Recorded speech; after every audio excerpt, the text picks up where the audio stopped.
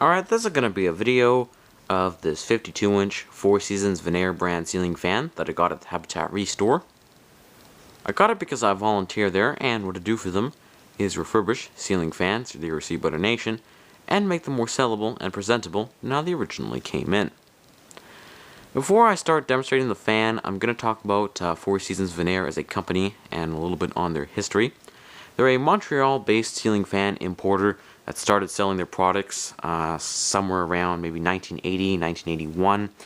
Even though their fans were distributed all over Canada, they were most common in the Montreal area and actually quite rare in other provinces. Now, they first started selling top-mounted spinners, those style of fans, but then later moved on to more motor housing models like you see here. In 1986, they were bought out by Canarm, which is a much larger importer of fans here in Canada, and by 1990, the Four Seasons line of fans was discontinued altogether. Now, without any further ado, I will demonstrate this fan and start with a high speed.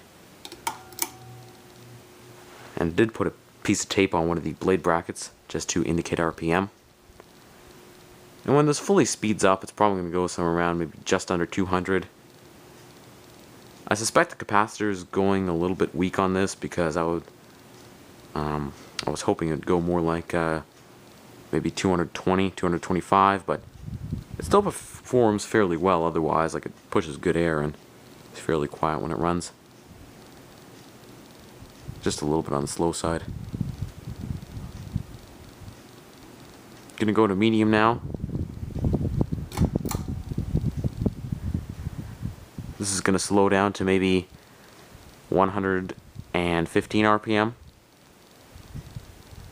So like I said, kind of slow. And finally for the low speed,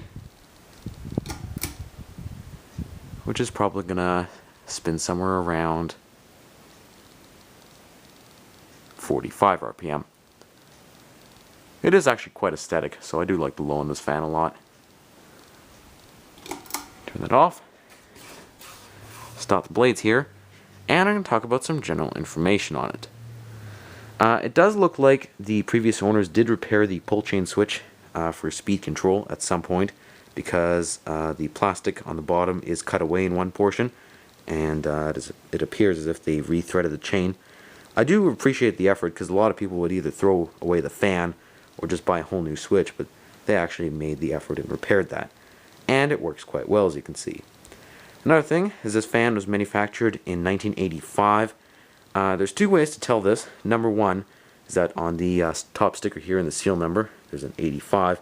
Number two, it has a switch cap that mounts from the bottom, which indicates that it was manufactured sometime before 1986, when Canarm bought out Four Seasons.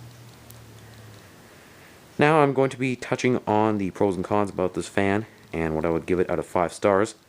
It is actually in really good shape for Four Seasons Venair, because unfortunately a lot of the Four Seasons Venair fans I've had have gotten pretty trashed. Like, they had bent blades all scratched up and everything like that, but this one's actually pretty immaculate.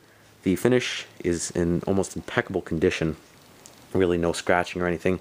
The only minor complaint about finishing is that the top of the blades do have some minor paint speckles on there. They're hardly noticeable. Plus, I am using the cane side of the blades in this fan, as opposed to just the plain oak. Another big pro is that it is versatile. Like I kind of just mentioned, the blades are reversible. And you can pretty much put most universal light kits on there. So it does have a wide range of looks you can do with it. And finally, for the pros, it's a very well-built fan, extremely high quality, better than the crappy Walmart junk of today in the ceiling fan market. What I don't like, however, is that it's down rod mount only, so for lower ceilings might not be the best option. However, the down rod is quite short, so it probably wouldn't hang too low if you don't put a light kit on it, so it might work with lower ceiling rooms. Another thing is that it did not have its original pendants. Even though these pull chains are not bad, I do think pendants would have looked better with it. And finally, the capacitor is going a little bit weak. I don't mind that too much because it does give a very nice low speed, but medium and high are just a bit slow for my tastes. Anyway guys, thank you for watching, hope you enjoyed the video, and if you could please tell me the exact model of this. I suspect it might be a Classic 2 series, but I'm not 100% sure. I'd really like to hear that.